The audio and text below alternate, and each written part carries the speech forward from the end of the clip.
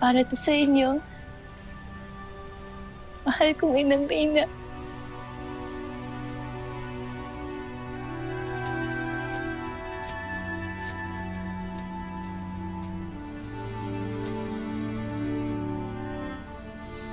Tama.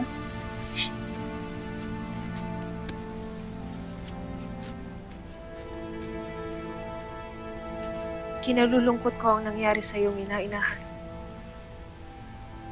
Hayaan mong aluin kita. Nang sa ganon ikaw ay kumalma. At kung maaari nga lang sana, ibig kong hagkan ka. Ikinalulungkot ko, Verena. Ngunit hindi pa rin kita matatanggap. Kahit na wala ang aking ina-ina.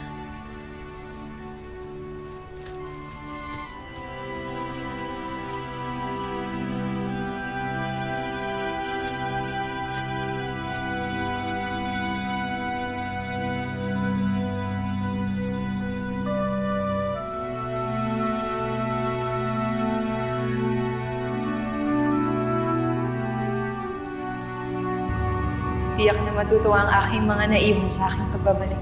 Huwag ka munang matuwa, Amihan, pagkat hindi ka maaaring magtagal sa Encantadia. Bago pa tuluyang maglaho ang liwanag sa iyong mga palad, kinakailangang magbalik ka na agad dito. Kung hindi, tuluyan nang magsasara ang Devas para sa iyo. At sa halip ay sa palaak na hihilahin ang iyong Iftre. Hindi mo iibiging mapunta roon. Kaya tapusin mo agad sa mabilis na panahon ang iyong nais gawin. Nang sa ganun ay hindi mo masayang ang pagkakataong pinagkakaloob ko sa iyo.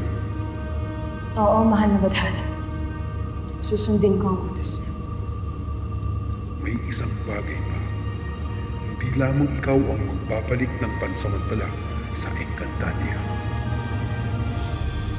Isasama mo si Khalil upang magtulong kayong magapi ang mga hadisan ni Hagwar. Ashley, Amihan. Abisala.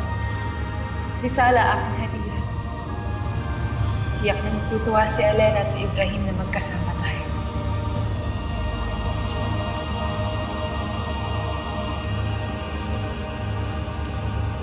Isang napakagandang gantimpala nito, mahal na Emre. Abisala, Eshma, na pinahintulutan yung paglingkuran muli namin ang Encantadia. Umalis na kayo, Amihan, Khalil.